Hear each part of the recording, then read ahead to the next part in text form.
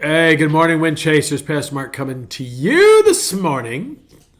And grateful today for you that you are joining me for one of my shows. Do appreciate everybody who watches it. Do appreciate you sharing it, liking it, all that good stuff. Smash that like button. Buy some merch. I don't have any merch. Someone designed me some merch. We'll see what happens with it. Anyway, want to talk to you this morning about dreaming big. Got a devotion the other day, and the Lord really spoke to me about it, about dreaming big. Matter of fact, the Lord's been kind of giving me, just kind of poking me a little bit, you know what I mean?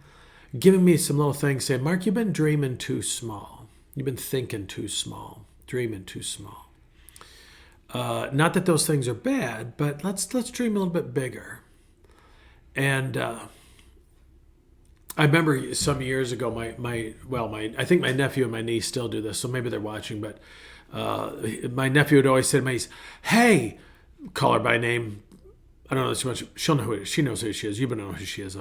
He'd say, hey, Beth, what if I took this knife and stabbed you in the face or whatever? Okay, I'm just joking, just using something, just coming to my mind. I had some people trying to throw like these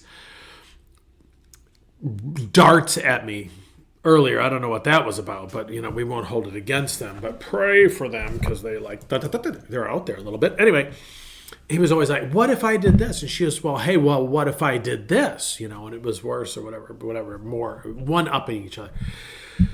That's a great, so it's like, well, what if? So we do a lot of what ifs, don't we? What if this happens? What if that happens? I've often tell people, they say, well, how am I going to do this, Pastor? How am I going to do this? And I'll say to them, how are you going to do it? Both same word, but different question, different emphasis, isn't it? How am I going to do it? That's a problem. How am I going to do this is an adventure. Same thing can be done with the two words, what if. Well, I better not do that because what if this happens? What if I go on vacation and oh my goodness, the world ends and I can't get back home? Well, I won't ask her to marry me because what if she says no? Well, what if she says yes? How many times do we not do something because we're afraid of what the answer is going to be? And the answer is no until you ask, so you might as well ask. The answer might be yes. It still might be no, but the win is that you asked. So my wife and I had bought a blueberry muffin mix. And on the back of it, they had a little say, and I cut it off the box and I put it on a magnet, put it in my refrigerator. And the statement was, seize the what if. What if? Seize it. Kind of a carpe diem thing. This is the day. You probably remember that from Dead Poets Society. Seize the what if. And the idea was to the opportunities, the ideas, the dreams. Seize them. Seize the what ifs. Seize the possibilities. I love possibilities. Well, what if I did this? Okay, what if you did? And what if it worked out? What if it became this great thing? I was reading another kind of a business kind of podcast or posting I get every day, and the person was talking about committing. If you commit, you're not going to follow through with anything you don't commit to. So commit to it. It'll force you to do what you need to do. I remember when I was doing all my education, which none of it was supposed to happen, I had to commit. And for myself, because I know the part of me that gives up easily, I had to say, I'm going to finish this. I'm going to finish this. And so seizing the what if tells me, seize that dream. What if? It helps me to dream a little bit. Well, what if that doesn't mean it has to happen? I'm one of those guys that I can talk about a lot of things about what we could do, but it doesn't mean any of them have to happen. I remember when we were living in Kansas and we had bought a house and the basement wasn't finished, and I was talking to my young neighbor. He was about half my age. I was 42. He was about 24. He was actually a little bit younger than that.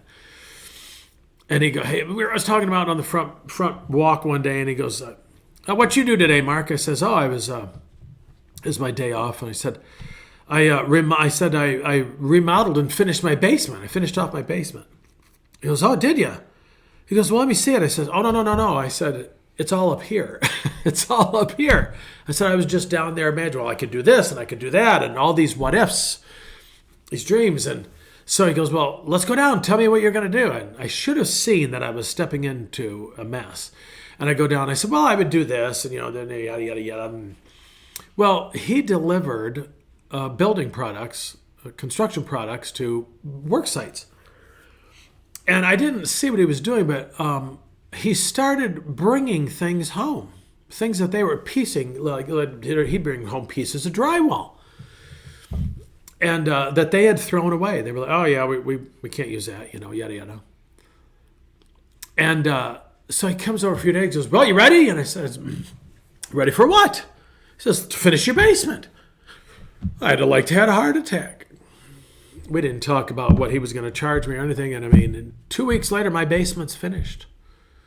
We sat out on my back patio and negotiated, and it was a really good deal. And he needed something for the work he did. He goes, I'm not charging for the materials. He goes, I got all the materials. He was just hodgepodging together. But when you get done putting drywall up, no one, when you tape it, no one tells, whatever. My idea of seizing the what if on that one was to dream about it. His idea of seizing the what if was, let's get this thing done. And I need people like that in my life to help me move ahead a little bit.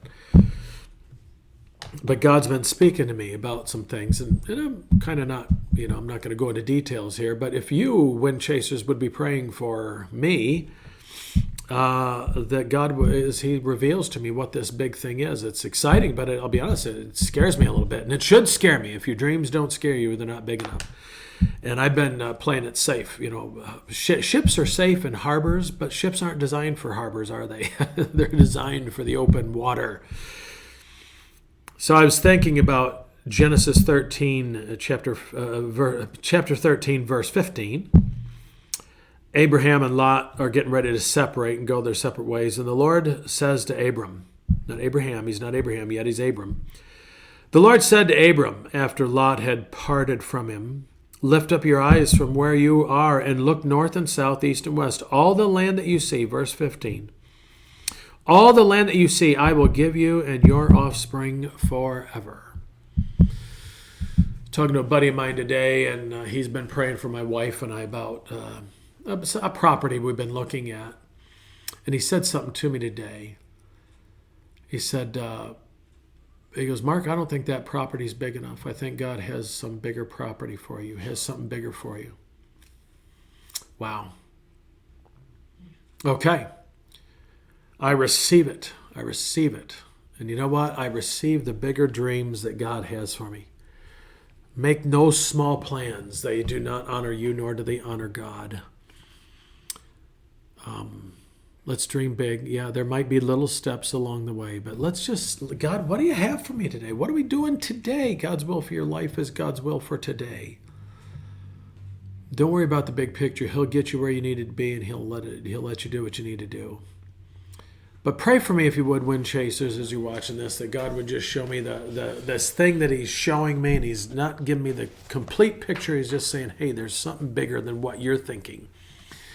I like God's ideas better than mine. And so I'm going to leave it right there, Wind Chasers. Maybe God's speaking to you about some big dreams, and I'm going to encourage you to just trust Him, ask Him to show you what it is, what it looks like, and just step into it. So until next time, Wind Chasers, I'm going to leave it right there. Keep chasing the wind, because the wind is indeed chasing you, and it's going to be big. Grace and peace until next time. I'm Pastor Mark.